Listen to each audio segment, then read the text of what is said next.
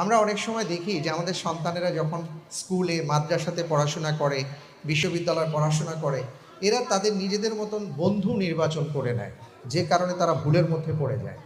আমরা কেন আমাদের সন্তানদের জন্য আসল বন্ধু হতে পারি না? আমার সন্তান একটা ভুল করতেই পারে, একটা সিদ্ধান্ত নিতেই পারে, কিন্তু সে কেন আমাকে প্রথমে জানাতে পারে না? কেন তার মাকে বলতে পারে না যে মা আমি এই কাজটা করতে যাচ্ছি বা করতে চাই বা করে ফেলেছি?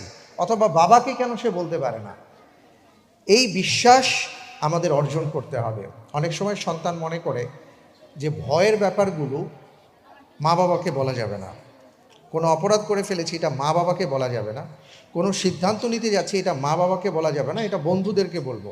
তো স্বাভাবিকভাবেই সে তার বন্ধু, তার যে বয়স, সেই বয়সের বন্ধুকে যখন সে জানায়, ওই বন্ধু তাকে কোনো না কোনো সমাধান দেয়।